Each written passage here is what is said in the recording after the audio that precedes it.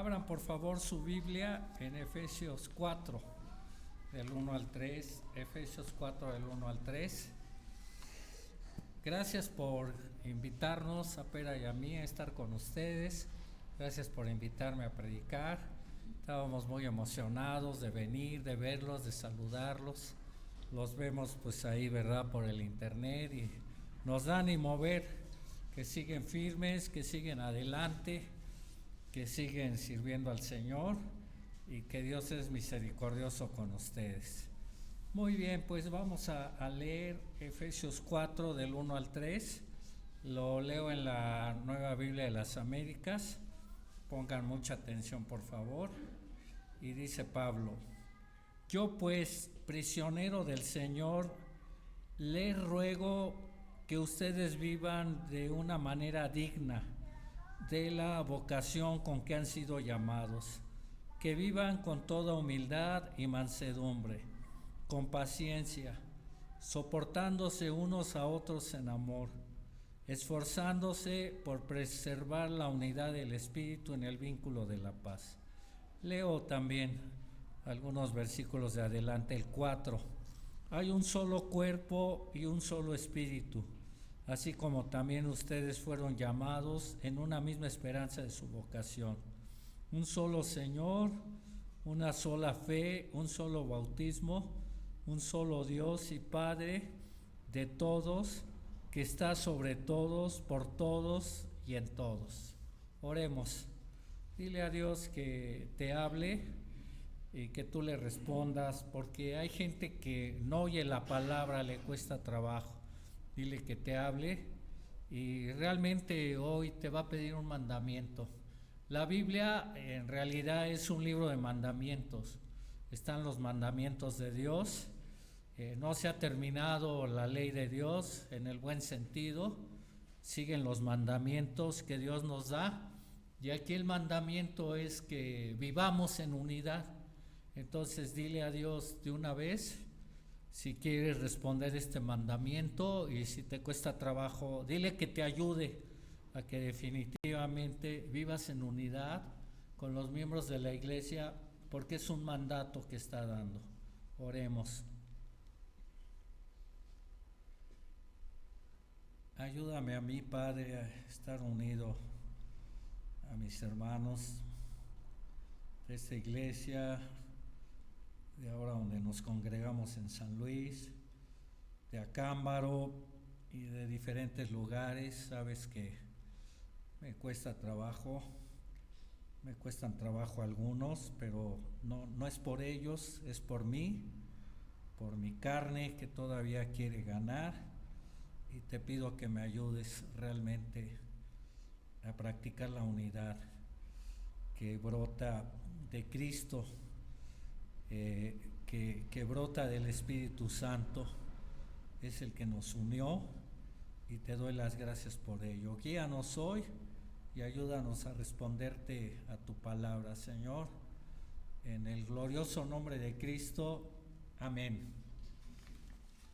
Mantengan su Biblia abierta ahí.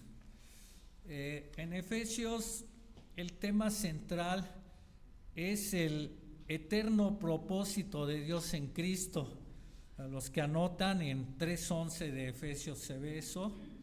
El tema central es el eterno propósito de Dios en Cristo. Entonces Dios tiene un propósito eterno, y es a través de Cristo que se va a lograr. Y en este propósito se incluye a la iglesia como una nueva humanidad, la iglesia universal, la iglesia local. Y aquí en Efesios 1 dice que Dios unirá todas las cosas en Cristo. También lo pueden anotar. Efesios 2, 1, 10, que vienen siendo versículos claves para el tema central de Efesios. Entonces dice que Dios unirá todas las cosas en Cristo. Va a haber una unidad total en un tiempo futuro, cuando Dios lo determine, y va a ser a través de Cristo. Mientras esto sucede, Dios está usando la unidad de la iglesia como modelo de la unidad universal. Ya empezó la unidad, todavía no se concreta, pero ya empezó en la iglesia. Y la iglesia es la que debe de modelar la unidad a todo el universo, a toda la sociedad. La iglesia es el modelo. Entonces el tema de Efesios es también la unidad de la iglesia. El tema de Efesios es también la unidad de la iglesia. Al incorporarnos a una iglesia local, debemos estar conscientes de esto. Mi iglesia debe de estar unida. Mi iglesia debe de estar unida. Y diario en todas mis oraciones debo de pedir por la unidad de la iglesia. Y todos los domingos que vengo debe de estar ese pensamiento en mi corazón. Mi iglesia debe de estar unida. El Nuevo Testamento enfatiza el amor para lograr la unidad de la iglesia. Si no hay amor, no hay unidad. La iglesia puede decir, tenemos mucho amor en esta iglesia, pero si no hay unidad, es mentira, no hay amor. También el Nuevo Testamento nos pone a Cristo como el ejemplo de amor y de unidad. Pueden anotar Juan 13, 34 a 35, Juan 17, 11, Juan 13, 34 a 35, Juan 17, 11. Un mandamiento nuevo os doy, dijo Jesús a los discípulos, que os améis unos a otros, como yo os he amado, que también os améis unos a otros. En esto conocerán todos que sois mis discípulos, si tuviereis amor los unos para con los otros. Entonces podemos decir que la iglesia puede tener como sinónimo el amor, porque el amor se le pide a la iglesia y la iglesia debe de vivir en amor, y ustedes lo han visto en las cartas y lo van a ver. Se anima a la iglesia que tenga amor, se da gracias a Dios por la iglesia que tiene amor. Entonces iglesia y amor es lo mismo, debe de haber amor en la iglesia. Y también en Juan 17, en la oración sacerdotal de Cristo, Cristo le dice al Padre, hablando de los discípulos y de la iglesia, porque ahí menciona que tiene otras ovejas que deben de ser traídas, y les dice, guárdalos en tu nombre, el nombre que me has dado, para que sean uno, así como nosotros somos uno. Entonces la oración de Cristo es que la iglesia fuera uno, con el modelo del Padre y del Espíritu Santo y de Dios, que están completamente unidos. Si una iglesia local no vive en amor y en unidad, está en la ruina, está arruinada, no crece ni espiritualmente ni numéricamente, se fosiliza, se queda enana, se destruye, se divide. Pero la que vive en amor y unidad será un hogar cómodo del Señor. El Señor estará muy contento en esa iglesia. Y la pregunta es, ¿ahorita el Señor está cómodo en esta reunión con nosotros al ver el amor y la unidad de la iglesia? Entonces la iglesia que tiene unidad y amor es un hogar cómodo del Señor, es un hogar cómodo de los hermanos. No es una pesadilla venir a la iglesia como sucede en muchos lugares, sino que uno anhela estar con su iglesia porque es un hogar cómodo. Y todo esto atraerá más gente a la iglesia. Jesús lo dijo, en esto conocerán todos que sois mis discípulos. Entonces, pensando en la unidad en nuestra iglesia, nuestra cita principal, el asunto principal es un ruego a la iglesia en base a su estatus. Un ruego a la iglesia en base a su estatus, a que vivan en unidad. El tema de hoy, la predicación de hoy, así de sencillo. Un ruego a la iglesia en base a su estatus a que viva en unidad. La iglesia que vive de acuerdo a su estatus, a lo que ya tiene, a su posición en Cristo, vive en unidad visible. No es una unidad invisible. Decimos al hermano, yo te amo mucho y oro por ti, pero a la hora de estar con él o de ver una de sus fallas, no se ve el amor. Entonces la iglesia que vive de acuerdo a su estatus, vive en amor y unidad visible.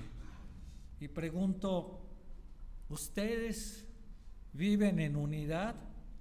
Y quizá algunos ahorita resueltamente pueden contestar sí, argumentando que se reúnen para congregarse o para la célula o para planear actividades, que conviven mucho, que platican, que se ayudan, etcétera.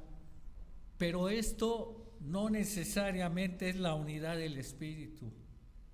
Es una sociedad que se puede tener en el mundo, aunque el mundo no sea cristiano. El mundo puede tener muchas muestras de este tipo de unidad. Los centros de beneficencia, los clubes rotarios, tantas cosas que hay clubes y están muy ufanados por su unidad. Y la iglesia que piensa que esto es la unidad, claro, es parte de la unidad, pero no es la unidad profunda. Vivir en unidad es más profundo y la describiremos en esta cita con aplicaciones para vivir en plena unidad con todos los miembros del cuerpo de Cristo. Entonces, en esta cita veremos la unidad con aplicaciones para todos los miembros del cuerpo de Cristo. Desarrollemos entonces la enseñanza de la unidad en la iglesia local. Y lo tenemos para empezar en el versículo 1. Lo tenemos para empezar en el versículo 1. Primero veamos al remitente del ruego. ¿Quién es el que da el ruego? Obviamente el ruego es del Señor, porque es palabra inspirada, pero lo transmite a través de su remitente. ¿Quién es el remitente? Pablo. ¿Y qué se nos dice de él? Que es prisionero del Señor. Está en Roma, como ya lo han visto en Filipenses, lo han predicado, en su segundo encarcelamiento en una casa alquilada, predicando el evangelio con éxito a todo el pretorio. El pretorio es el palacio del pretor romano, jefe de la guardia pretoriana, donde se reportan todos los soldados guardianes. Entonces ahí se reportaban los que estaban con Pablo todo ese día encadenados a él y compartían el evangelio, el mensaje que Pablo les daba. Y luego ellos, cuando iban a sus casas con su familia, compartían el mensaje. Por eso había mucho éxito en el evangelio de predicar solamente al pretorio de momento. Estaba preso por predicar el evangelio, teniendo como meta la unidad de la nueva humanidad, la iglesia. Y así como dije que iglesia y amor pueden ser sinónimos, iglesia y unidad igual pueden ser sinónimos. La iglesia, y lo digo con determinación, la iglesia es el único lugar de este mundo, de este planeta, donde se puede tener unidad real. No hay otro lugar existente en el mundo donde se pueda tener unidad real. La iglesia es el único lugar en este mundo donde se puede tener unidad real. El estar preso no le quitaba autoridad como apóstol, por eso no se avergüenza decir prisionero de Cristo, al contrario, le da más autoridad, le da respeto y le da respaldo sobre las iglesias locales, de que está preso por predicar a Cristo y buscar la unidad de la iglesia. Está preso porque perseveraba en el Señor en cualquier circunstancia. No por estar preso ya se iba a tirar a la cama y se iba a quedar ahí dormido. Qué bueno que no había televisión ni celular, ¿verdad? Y no curaba su depresión con esas cosas. No se deprimía. Y si se deprimía, el Señor, el Espíritu Santo lo sanaba. Y acuérdense que ya lo vieron en Filipenses, sus palabras claves son gozo y paz. Entonces él perseveraba en cualquier circunstancia. Y a pesar de sus problemas, él mantenía unidad con su familia, con la iglesia. Él manda las cartas de la prisión para mantener la unidad. Las iglesias también le contestan. Epafrodito fue un enviado de Filipos para seguir con la unidad, con su padre espiritual, por decirlo así, con su hermano en Cristo. Entonces nunca se acaba la unidad de la iglesia, ni aunque alguien esté lejos. Aunque ya no estoy con ustedes, ya hace casi 2 años, no se ha acabado la unidad. Yo sigo unido a ustedes, yo les amo, lloro por ustedes y sé que ustedes lo mismo hacia mí. Entonces, ¿qué aprendemos de esta primera sección del remitente? Si sufrimos, que sea por predicar el Evangelio, no como malhechores o por meternos en lo ajeno, como dice Pedro, no por rateros, asesinos, no por chismosos, no por murmuradores. Es lo primero que aprendemos. Pablo sufría por predicar el Evangelio y que suframos únicamente por eso. Otra aplicación, que aún estando en circunstancias difíciles, sigamos predicando. No estamos mudos. Y si estuviéramos mudos, pues que aprendamos el lenguaje manual y hablemos con señas, o si no, que escribamos y prediquemos el Evangelio. Siempre, en cualquier circunstancia, predicar en el Evangelio. En el hospital, en mi accidente llegó gente que me iba a ver cómo estaba y luego se ponía a llorar, ya no por mí, sino por sus problemas personales, y me pedía consejería estando yo muriéndome así, ya estirando la pata, y les predicaba el Evangelio. Entonces, otra enseñanza, que a pesar del sufrimiento y lo adverso, nos mantengamos unidos con nuestros hermanos, sigamos unidos todo el tiempo. Muy bien, ya vimos al remitente, ahora veamos a los destinatarios, ahí mismo en versículo 1. Son los creyentes de Éfeso y es las iglesias del contorno. En Efesios 1 dice: Pablo, apóstol de Jesucristo por la voluntad de Dios. Y en Efesios y la segunda parte, a los santos que están en Éfeso. En los manuscritos más antiguos no aparece la palabra Éfeso. Entonces se cree que sí era una carta destinada a Éfeso, pero era una carta circular para todas las iglesias. Y gracias a Dios que circuló tanto que nos está llegando a nosotros. Éfeso, su ciudad, albergaba el templo de Artemisa o Diana. Diana la cazadora y Artemisa son las mismas.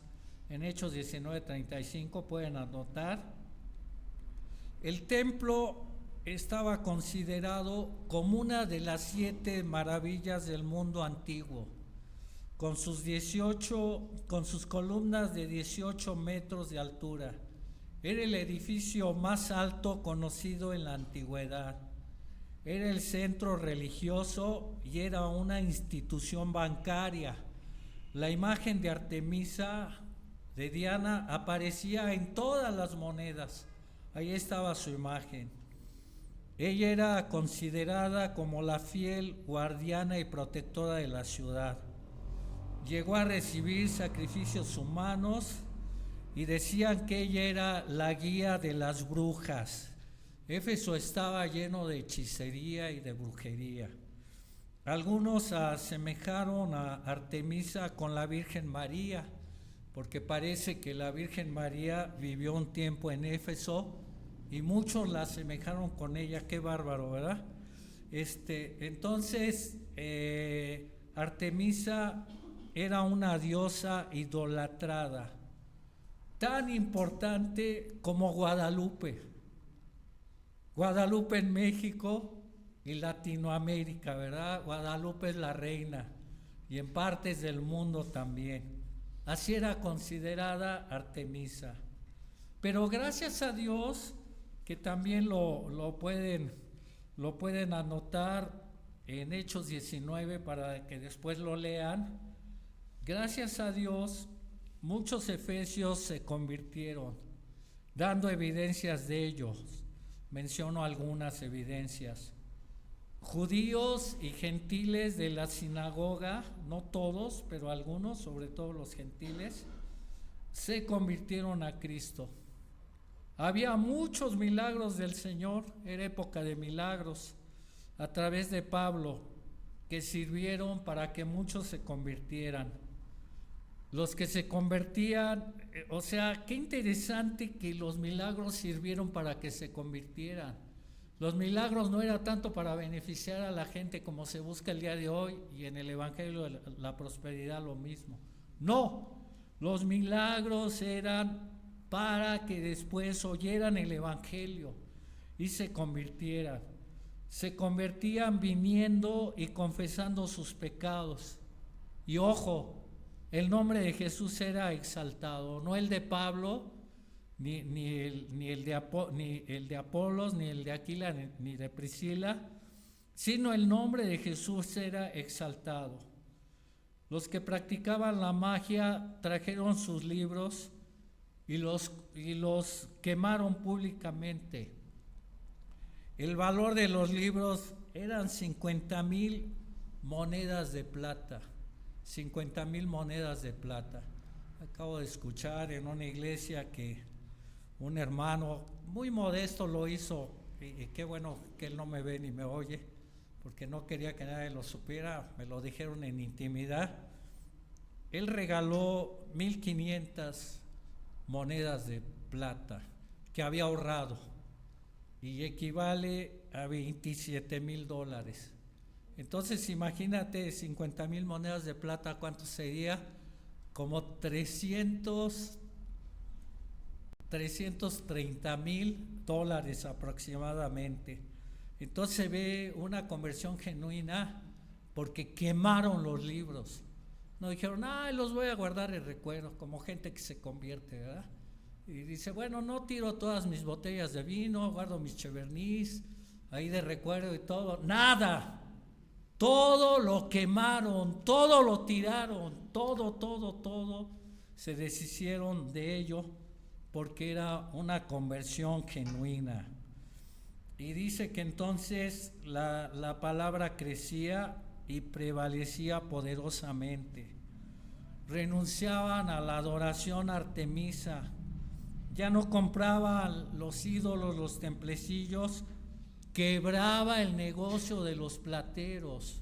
Por eso se hizo el gran escándalo con Demetrio en Éfeso, que ya querían matar a Pablo.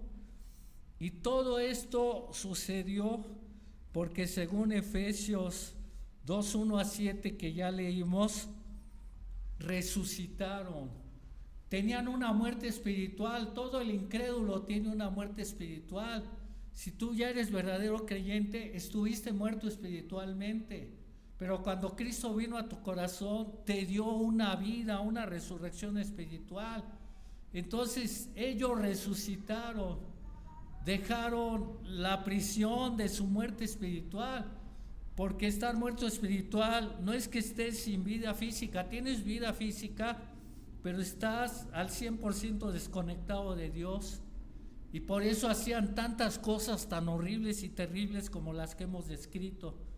Pero una vez que tuvieron la vida espiritual, abandonaron todo eso lo abandonaron y comenzaron la nueva vida espiritual porque fueron sentados en los lugares celestiales con Cristo.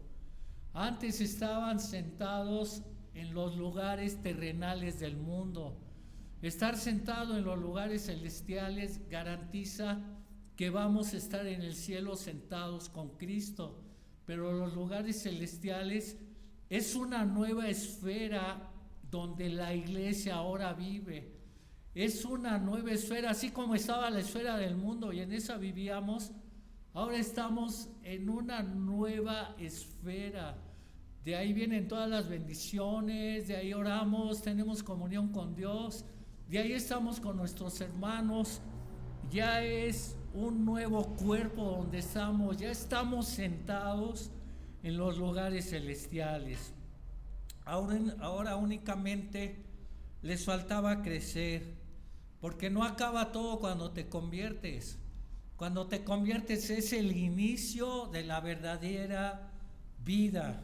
Les faltaba crecer y unirse más como iglesia. Estaban separados, sobre todo judíos y gentiles. Y debían unirse como iglesia, como el tema del libro, para cumplir el propósito eterno de Dios y ejemplificar la unidad al Imperio Romano y a todo el mundo.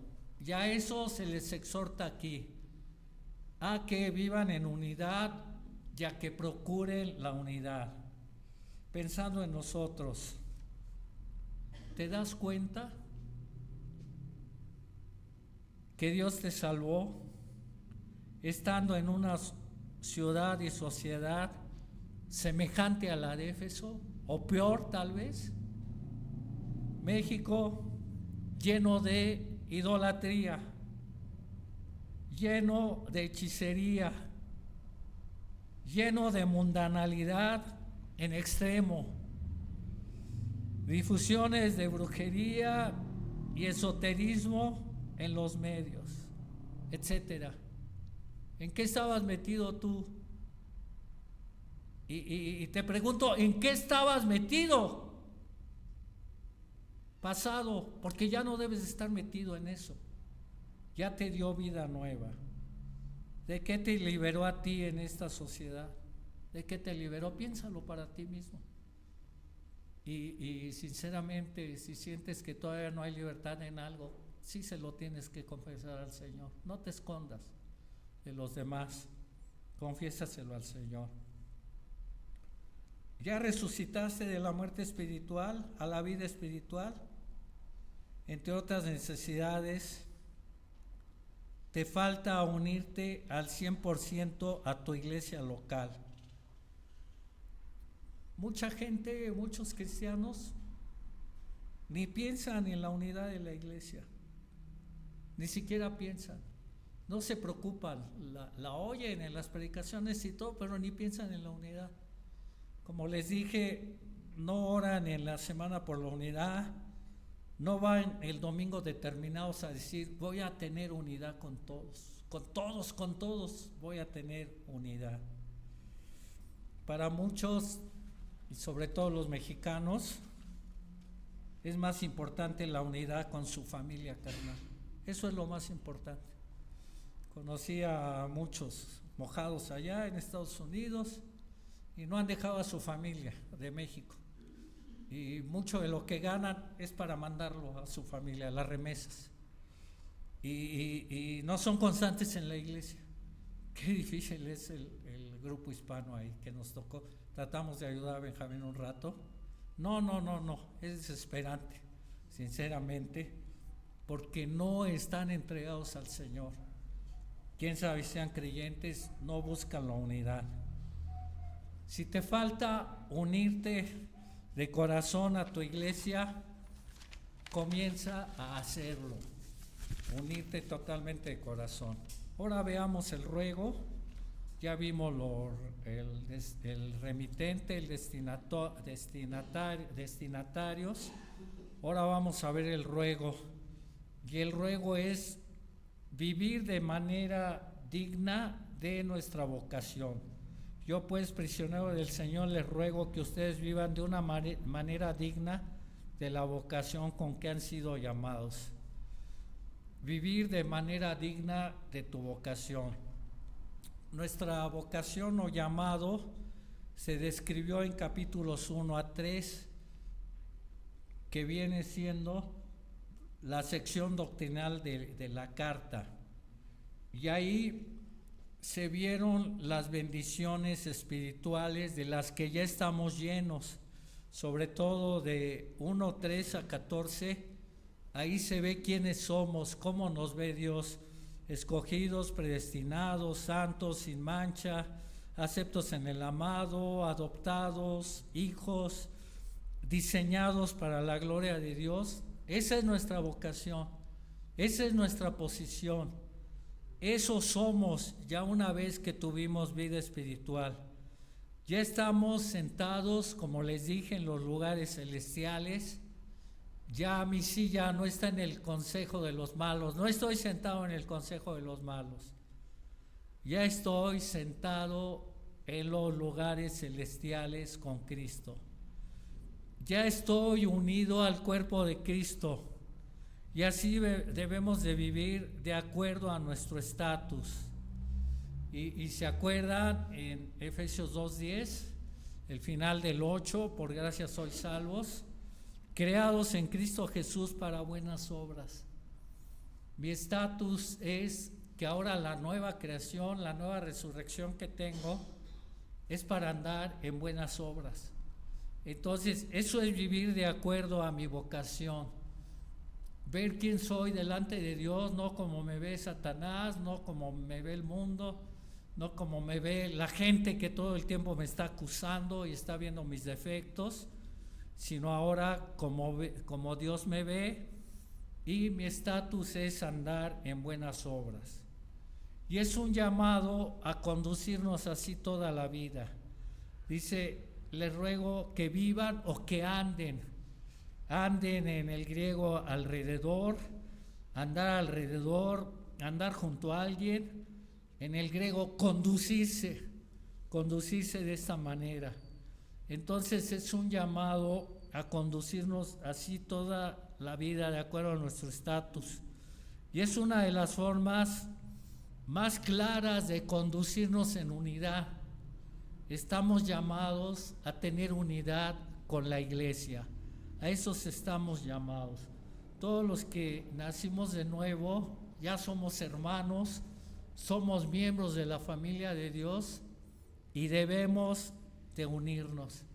Ahora que hemos viajado un poco, pues sí, y otras veces llegamos a otras iglesias y hay hermanos. Y los que ya conoces te abrazan con tanto cariño como ahorita. Y los que no conoces también. ¿Por qué? Porque somos hermanos y porque estamos unidos. Y la idea es aquí vivir preservando la unidad de la iglesia. Dice el 3, esforzándose por preservar la unidad del Espíritu en el vínculo de la paz.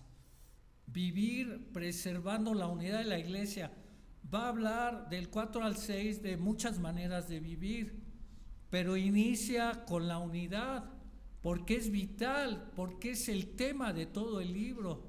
Y aquí usa este pasaje como argumento de todo el libro, que vivamos en unidad. Y ojo, no se nos manda a fabricar la unidad de la iglesia. La unidad en la iglesia ya existe la unidad en la iglesia. Como les dije, Cristo en la última cena oró por la unidad de los discípulos, del mismo modo que la que tiene Él con el Padre, para que sean uno como nosotros seamos unos. Él oró por eso, para que se unan. Sí estaban en el mismo grupo los 12, los 120, pero no estaban unidos totalmente de corazón, y Él oró por la unidad, que tuvieran la unidad semejante que Él tenía con Dios. ¿Y Dios contestó la oración?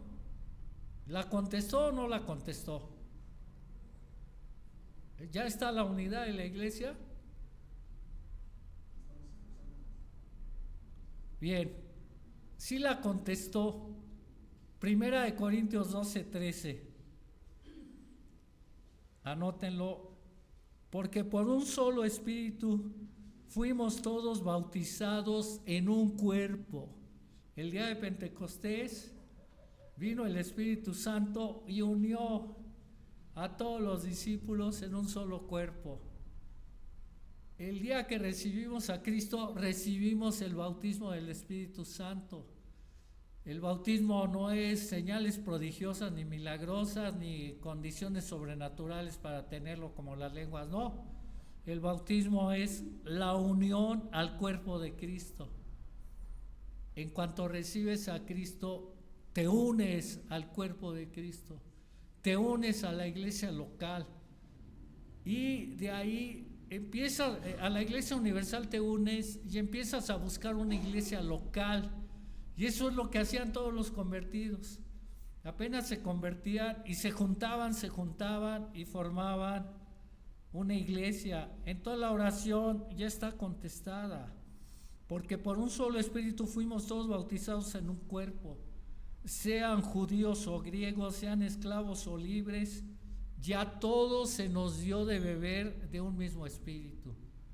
Yo no entiendo tantísima gente que dice que es cristiana y no pone un pie ni de chiste en el primer ladrillo del edificio de la iglesia, no se congrega, está jugando al cristiano sin serlo, porque la característica del cristiano es que aunque ya fue unido a la iglesia universal, se une a la iglesia local. No entiendo a los hermanos que faltan 3 veces a la iglesia, 2 veces a la iglesia, 1 mes a la iglesia, que van cada día de San Juan a la iglesia. No los entiendo, sinceramente no los entiendo.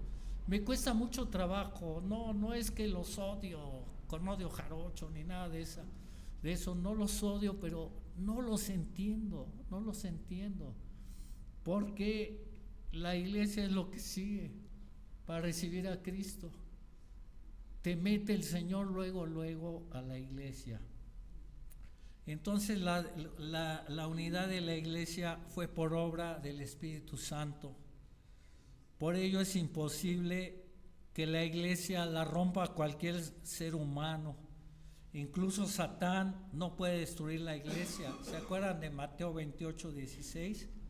Y yo también te digo que tú eres Pedro. Yo también te digo que tú eres Pedro.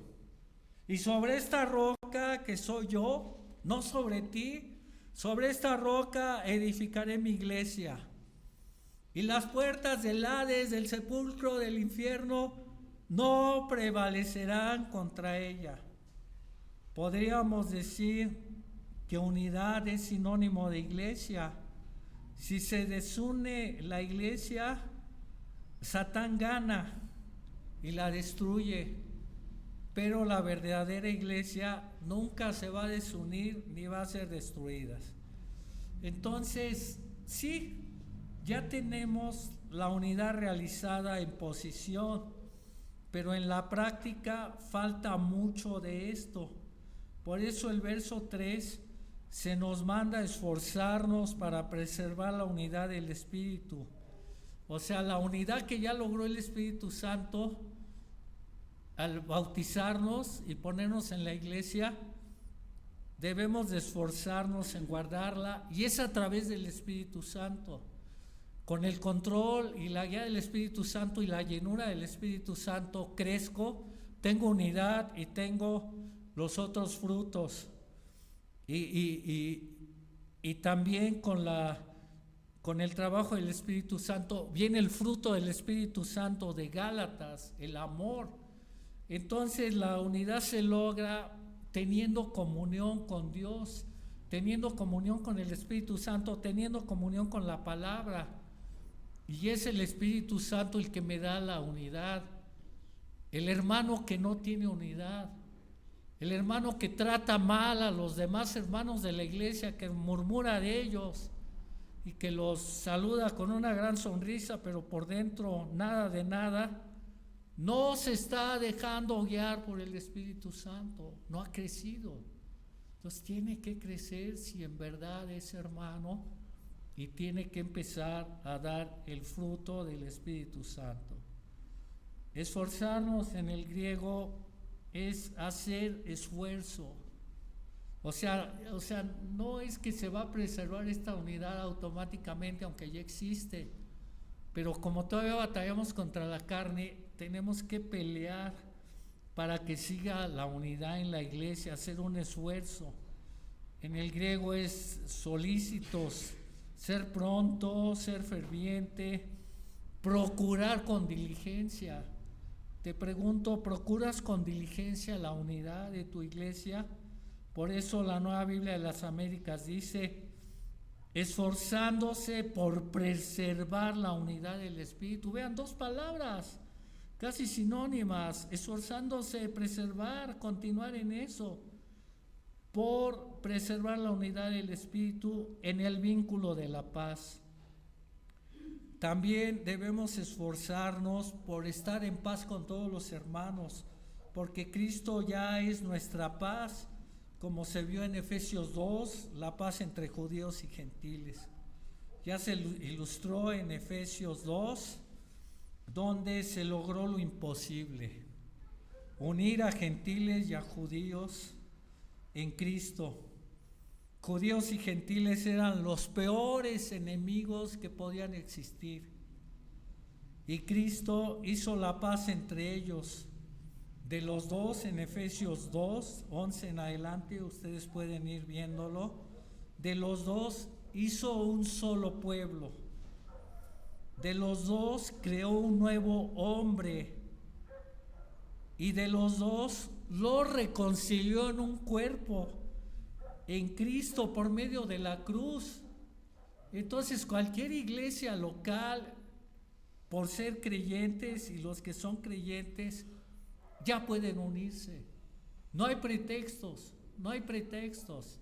Así, por muy odiosa que sea la persona a la que te cuesta trabajo unirte, primero vete en el espejo cómo eres tú y dile al Señor, pues me voy a unir a otro semejante a mí. Yo lo veo peor, pero Él cuando me ve a mí, me ve peor. Entonces pues estamos empatados, así es que no hay problema. Y entonces lo reconcilió en un solo cuerpo. Si judíos y gentiles se pudieron unir en Cristo, también mexicanos con mexicanos, Chivas con americanistas, ya todos, ya nos podemos unir en Cristo, ya podemos unirnos. ¿Es fácil esta unidad práctica con los hermanos?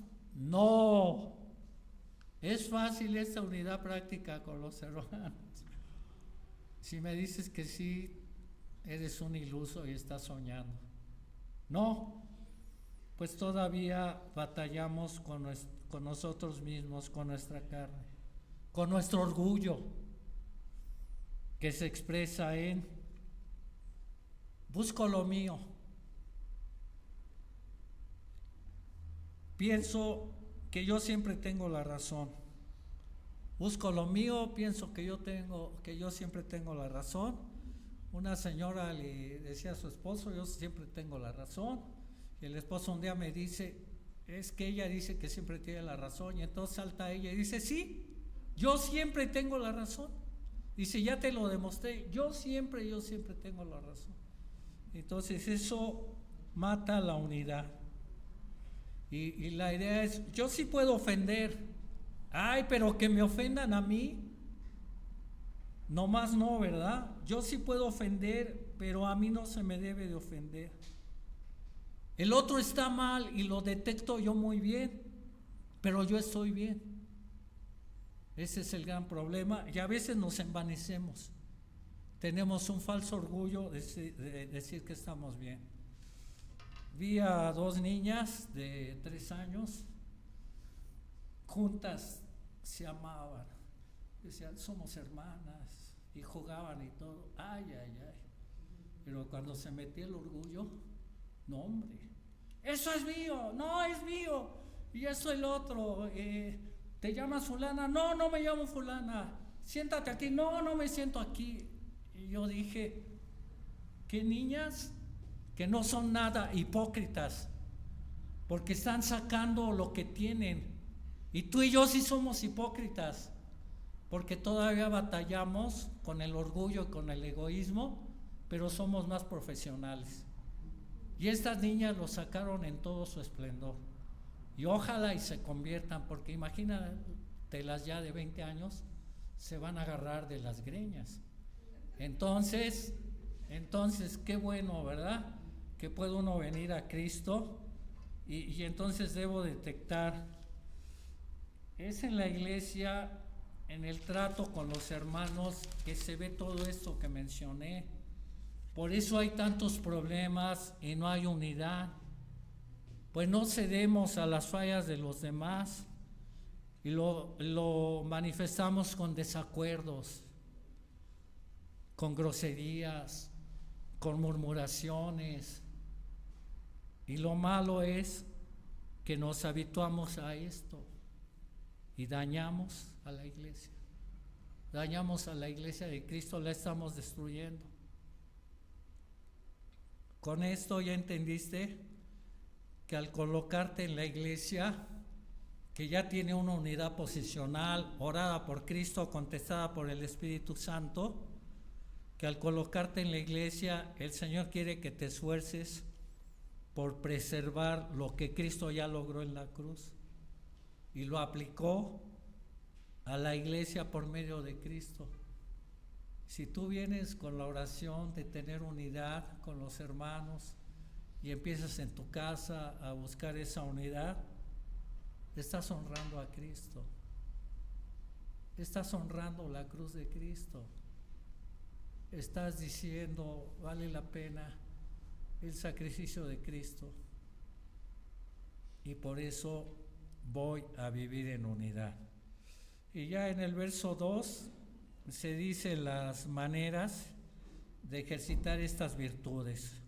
Veamos las maneras de cumplir el ruego de vivir en unidad. Acuérdense, el tema central es el ruego de acuerdo a mi vocación, a mi estatus, de vivir en unidad. Y aquí vamos a ver cómo se ejercitan las siguientes virtudes. En el pasaje de Colosenses que nos leyó Mauro, pues es sinónimo. Se mencionan todas estas virtudes. Colosenses y Efesios son muy semejantes en muchas cosas. Todos pueden leer Colosenses y Efesios juntos y lo van a entender mejor. Entonces, ¿cómo se deben de ejercitar las virtudes? Dice el 2, que vivan con toda humildad. Humildad, literal, es aquello que es bajo y no se levanta mucho en la tierra. Humildad es aquello que es bajo, chaparritito, y no se levanta mucho en la tierra. Eso es literal. Metafóricamente es humilde, de baja condición, modesto. Comienza en la mente. Y la humildad es el reflejo de Cristo. La humildad antes de que Cristo viniera era una palabra mala, era una palabra que con ella podías insultar a las personas. Eres humilde, y más que nada te decían no vales nada, no sirves nada, pero el que la exaltó fue Cristo. Y en Filipenses 2, 3-6, que lo anoten por favor, Pablo dice: nada hagáis por contienda o por vanagloria, nada hagáis para pelear o para vanagloriarte que tú tienes la razón, antes bien con humildad, bajándote, humillándote, estimando cada uno a los demás como superiores a él mismo. ¿Cómo voy a ver a otro como superior a mí mismo? Velo como a Cristo. Cristo lo ganó y Cristo es superior a ti. Velo como ves a Cristo y lo verás superior a ti mismo. No mirando cada uno por lo suyo propio, no nada más, vénganos tu reino, ¿verdad? No mirando cada uno por lo suyo propio, sino cada cual también por lo de los otros. Uy, qué padre es cuando ven por lo tuyo. Y qué padre es cuando tú ves por lo de los otros, te llenas de alegría y de gozo, de que la persona está disfrutando eso que le diste. Haya pues en ustedes este sentir. O sea, si quieren vivir así, con esta humildad, A la fuerza tienen que sentir tienen que tener el sentir de Cristo. Haya pues en vosotros este sentir que hubo también en Cristo Jesús, el cual siendo en forma de Dios no estimó el ser igual a Dios como a cosa a que aferrarse. ¿Te imaginas que el Padre le hubiera dicho, te bajas a salvar a estos humanos? ¿Y que él dije, ¿y yo por qué? Si aquí tengo la adoración de los ángeles, aquí tengo toda la gloria, aquí tengo todo, todas las alabanzas, te tengo a ti, tengo al Espíritu Santo, ¿por qué yo? ¿Por qué yo? Y lo vemos que se baja. No deja de ser Dios, se despoja temporalmente de su gloria de arriba sin dejar de ser Dios y baja a la tierra como un bebé, el bebé de María, ¿verdad? Se baja como el bebé de María, y él entonces tiene una humildad tremenda, soporta ataques de judíos, fariseos, escribas, soporta todas las tonteras de los discípulos, de Peter, soporta todo, de Judas. Él ya sabía que Judas lo iba a traicionar y aún así lo está soportando. Todo lo soporta. Y lo más importante, muere en la cruz por ti, por tus pecados, por mis asquerosos pecados. Muere en la cruz, se humilla, se hace hombre, que ya es una humillación para él, se hace el peor de los hombres. Morir en la cruz de esa manera tan terrible, y resucita porque es Dios. Entonces ahí está el ejemplo, que tengamos como modelo de humildad a Cristo. Y ahora ya es una virtud la humildad, no es una deficiencia. Luego no somos humildes. Ay, pues ¿qué van a decir de mí? Que soy una tonta, que soy un tonto. Muchas esposas no querían sujetarse al esposo. Es que va a decir que soy una tonta, una dejada, y me va a tratar peor. No tenían fe, no tenían humildad. A muchas ha sido al revés, cuando se humillan se convierten en los esposos y las tratan mejor. Y aparte de la humildad, ¿qué es lo que debemos de tener tú y yo? Viene la mansedumbre. Mansedumbre casi es una palabra sinónima o muy parecida a humildad. Mansedumbre es gentileza, humildad, y es el proceso interno por medio del cual la persona vive en paz. La mansedumbre es el proceso interno por la que vives en paz, no importa la circunstancia que atravieses, tienes gentileza y tienes humildad. El Salmo 37:11, anótenlo, Salmo 37:11, pero los mansos heredarán la tierra y se recrearán con abundancia de paz. Los mansos heredarán la tierra y se recrearán con abundancia de paz. Hasta hay una promesa para vivir con mansedumbre. También se refiere mansedumbre a la humildad y dulzura en el comportamiento hacia los demás. La humildad y dulzura genuina en el comportamiento hacia los demás. Es un llamado a la humildad y a la suavidad, siguiendo el ejemplo de Cristo. El humilde y manso es suave con los demás. Un hermano decía que muchos hermanos cuando te saludan parecen lija, te raspan así totalmente. O cuando hablan te suena en la cabeza un martillazo, que te dieron un martillazo. O cuando dicen algo es como un serrote que te están cortando. Eso es carnalidad, porque la lengua destruye y con la lengua podemos matar a mucha gente. Y aquí lo que se ve con la mansedumbre, que es la humildad y suavidad, siguiendo el ejemplo de Cristo. Cristo exhortó mucha gente, pero siempre fue en amor. Y Cristo habló con suavidad al rico que decía que cumplía los mandamientos, y no, dice que Jesús le amó. Tú dices, ¿cómo? Ya tantos, con tanto amor, con tanta suavidad, con tanto amor que les llamaba. ¿Cómo lloró? Cuando María pues lloró porque su hermano estaba muerto. Entonces Cristo así trataba a la gente, con amor, con humildad, con suavidad. Esas dos virtudes son para tener la unidad en la iglesia. Y luego habla de la paciencia. En el griego es tolerancia, largura de ánimo, clemencia. Es parecido a la longanimidad. ¿Qué es la longanimidad? La longaniza parece, ¿verdad? Es algo largo. Longanimidad es algo largo y significa tener una paciencia resuelta, producto de la humildad y de la mansedumbre. La idea es tener paciencia a todos los hermanos, que no son como nosotros, gracias a Dios. La idea es tener paciencia a todos los hermanos que no son como nosotros y son desesperantes. Hay gente desesperante.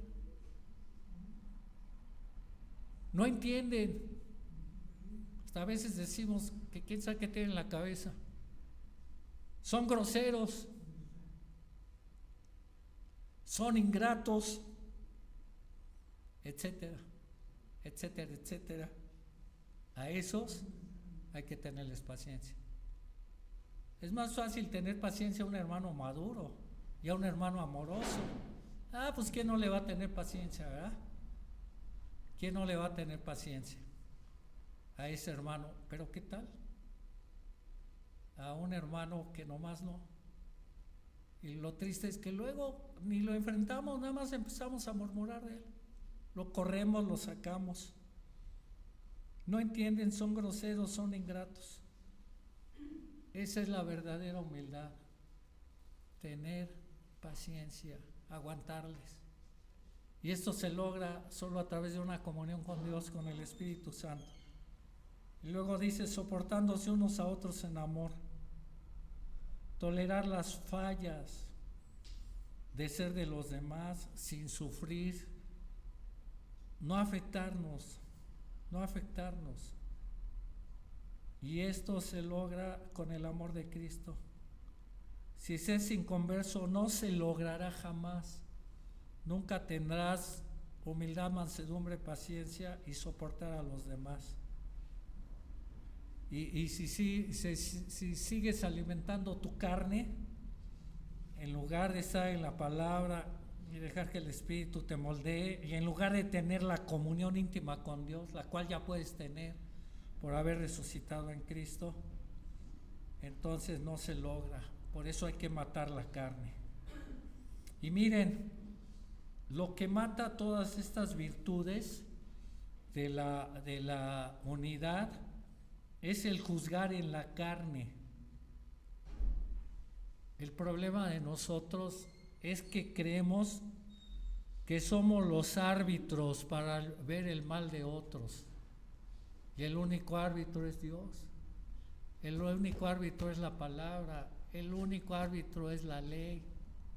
Nosotros no somos los árbitros y nosotros no debemos de juzgar.